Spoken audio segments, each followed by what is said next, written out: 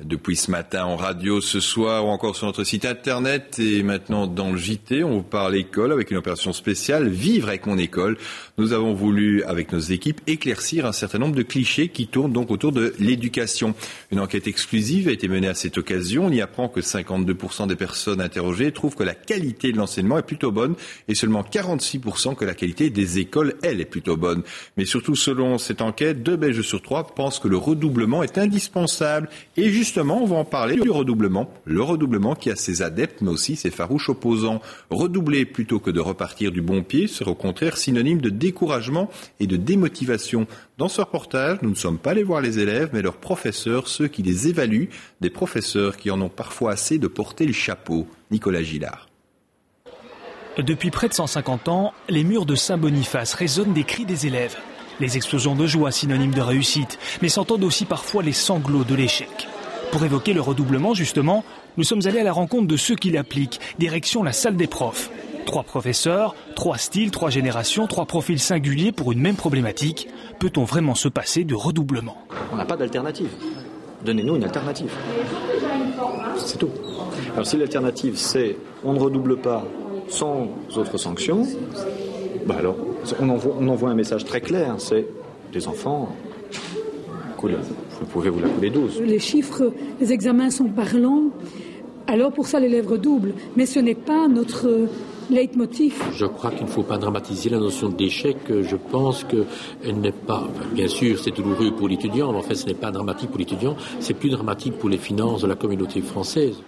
344 millions d'euros chaque année, c'est le coût récent du redoublement. D'où le questionnement tout sauf naïf de cet expert du monde scolaire. N'est-il pas temps d'allouer cette somme colossale à la remédiation de l'élève en difficulté ? Est-ce que le redoublement est la seule réponse à ce manque d'acquis ou à cette immaturité? Je pense qu'on devrait pouvoir arriver à un enseignement où on tient compte des caractéristiques des élèves, qui soient immatures, qui soient un peu plus faibles dans telle section, dans telle option, dans tel cours, mais qu'on puisse les faire avancer tous. Pas nécessairement à la même vitesse, mais les faire avancer tous plutôt que de recommencer la même chose. Exclusion, perdition, les effets du redoublement sur l'élève sont néfastes, disent la plupart des études. Mais le redoublement est aussi trop souvent la seule possibilité offerte aux professeurs pour rencontrer ces exigences. En attendant, l'ensemble des redoublants atteignait annuellement les 14%, toute année secondaire confondue. Toujours dans le cadre de cette opération Vivre avec mon école, apprendre un métier pendant ses études secondaires, c'est ce que propose l'enseignement technique et professionnel. Parmi les clichés qui collent à cet enseignement, on parle souvent d'écoles de seconde catégorie. Reportage à Charleroi, Isabelle Palmitessa. Le collège des aumôniers du travail de Charleroi. On sort d'ici avec un métier en main. Mais trop souvent, les jeunes s'y inscrivent après avoir échoué ailleurs, croyant que ça va être plus facile. C'est la vision des gens. Certains disent on passe du général et on descend dans le technique et puis on descend dans le professionnel. Celui qui vient dans ce type d'enseignement avec cette logique-là ne réussira pas parce que c'est clair que les exigences ne sont pas les mêmes que dans le général, mais il y a beaucoup d'exigences et celui qui ne s'y investit pas à fond ne réussit pas. Exemple, cette classe de 7e technique se forme à l'usinage par machine numérique, un métier pointu. C'est difficile au niveau des connaissances parce qu'il faut beaucoup de connaissances des matériaux, beaucoup de connaissances des fraises, des outils. Il faut avoir beaucoup de connaissances bien étalées et c'est pas juste appuyer sur un bouton. Autre atelier, celui des 7e professionnels. 7 élèves seulement, les seuls inscrits à ce niveau dans tout le Grand Charleroi. Ces jeunes ne comprennent pas pourquoi leur futur métier est boudé.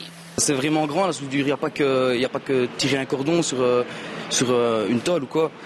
Il y a la chaudronnerie comme nous on fait ici, sur développement cylindrique, tout ça, le découpage des tôles. C'est un métier vraiment grand, les gens je ne comprends pas. Un problème pour ces sections industrielles, les élèves décrochent parfois un job avant la fin de leur parcours. Comme il y a malgré tout pénurie, eh bien, en tout cas dans nos secteurs qui sont l'industrie et le bâtiment, certains employeurs les débauchent parfois avant la fin de leurs études parce qu'ils ont déjà des qualifications et qu'il n'y a personne sur le marché de l'emploi et donc la tentation est grande. Ces professionnels restent très demandés, les jeunes ne se font pas de soucis pour leur avenir. Mais moi en fait voilà, je suis en 7e et j'ai déjà un contrat chez Fabricom en fait. Et là-bas, la crise, ils ne connaissent pas, quoi. À la fin de mes 6e, on m'avait déjà proposé une place. Mais bon, étant donné que je voulais absolument pouvoir avoir mon diplôme pour travailler sur des commandes numériques, j'ai voulu continuer. Je pense que très vite, je trouverai une place. Se trouver un nouveau public, c'est le défi des écoles qualifiantes qui peinent à maintenir certaines sections malgré les perspectives d'emploi qu'elles peuvent offrir.